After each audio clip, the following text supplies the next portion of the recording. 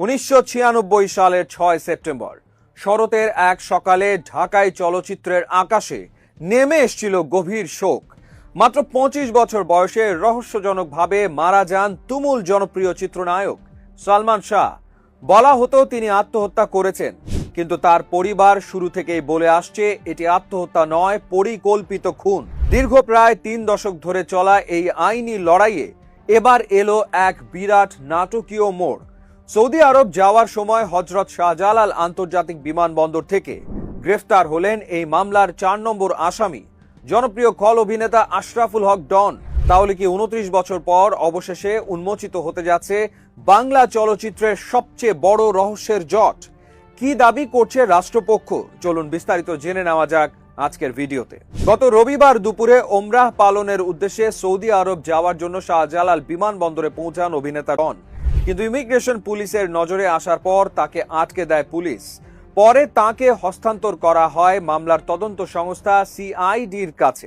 এরপর তাকে আদালতে হাজির করা হলে রাষ্ট্রপক্ষের আইনজীবী ঢাকা মহানগর পাবলিক প্রসিকিউটর ওমর ফারুক ফারুকি আদালতে তুলে ধরেন চাঞ্চল্যকর সব তথ্য।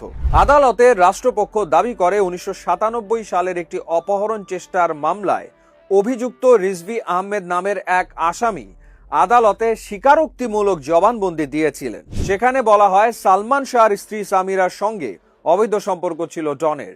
এছাড়া সামিরার সঙ্গে তৎকালীন প্রভাবশালী ব্যবসায়ী ও প্রযোজক আজিজ মোহাম্মদ ভাইয়েরও গোপন সম্পর্ক ছিল। এই সম্পর্কের জেরে সালমান শাহকে পৃথিবী থেকে সরিয়ে দিতে 12 লাখ টাকার চুক্তি হয়েছিল ডন, ফারুক এবং রিজভির সঙ্গে। প্রথমে সালমান শাহকে অচেতন করা হয় এবং পরে আত্মহত্যা বলে চালিয়ে দেওয়ার জন্য তাকে ঝুলিয়ে রাখা হয়।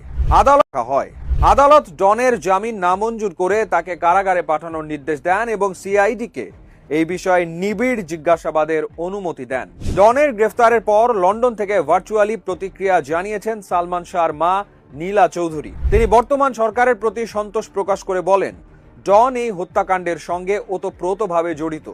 তার বিশ্বাস ডনকে রিমান্ডে নিয়ে জিজ্ঞাসাবাদ করলেই বেরিয়ে আসবে থলের বেড়াল। কার কার হাত রয়েছে এই হত্যাকাণ্ডে সব মুখ খুলবে এবার। আপনারা হয়তো জানেন সালমান শাহর মৃত্যুর পর পুলিশ প্রথমে অপমৃত্যুর মামলা নিয়েছিল। সিআইডি এবং পিবিআই এর একাধিক তদন্তে বারবার একে আত্মহত্যা বলা হলেও নাছোড়বান্দা ছিলেন তার মা নীলা চৌধুরী। তিনি এবং তার পরিবার এই রিপোর্টের বিরুদ্ধে বারবার নারাজি দিয়েছেন। অবশেষে গত বছরের অক্টোবর মাসে আদালতের নির্দেশে রমনা থানায় একটি আনুষ্ঠানিক হত্যা মামলা দায়ের করা হয়। এই মামলায় সালমান শাহর সাবেক স্ত্রী সামিরা হক, অভিনেতা ডন, সামিরার মা লতিফা হক লুসি, ব্যবসায়ী আজিজ মোহাম্মদ ভাই সহ মোট 11 জনকে আসামি করা হয়। আগামী 30 অগস্ট এই মামলার তদন্ত প্রতিবেদন জমা দেওয়ার নির্ধারিত তারিখ রয়েছে।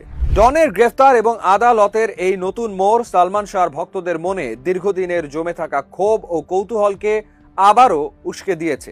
ভক্তদের একটাই দাবি, দীর্ঘ 3 দশক পর যেন এই হত্যাকাণ্ডের সঠিক বিচার হয় এবং সত্য বেরিয়ে আসে।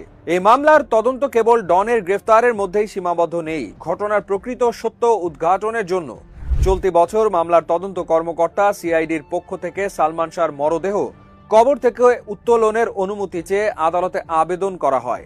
পরবর্তীতে আদালত নির্বাহী ম্যাজিস্ট্রেটের উপস্থিতিতে দেহাবশেষ উত্তোলন, সুরত হাল ও পুনরায় ময়না তদন্তের অনুমতি প্রদান করেন। দীর্ঘ প্রায় 3 দশক পর নেওয়া এই পদক্ষেপটি মামলাটিকে এক সম্পূর্ণ ভিন্ন এবং কৌতূহলোদ্দীপক মোড়ে দাঁড় করিয়েছে। আগামী 30 অগস্ট এই চাঞ্চল্যকর হত্যা মামলার তদন্ত প্রতিবেদন জমা দেওয়ার পরবর্তী দিন ধার্য করা হয়েছে। এখন দেখার বিষয় সিআইডির এই চূড়ান্ত প্রতিবেদনে আর কি নতুন তথ্য বেরিয়ে আসে। 90-এর দশকে সেই ক্ষণজন্মা নায়কের প্রস্থান আজও মেনে নিতে পারেনি তার কোটি ভক্ত।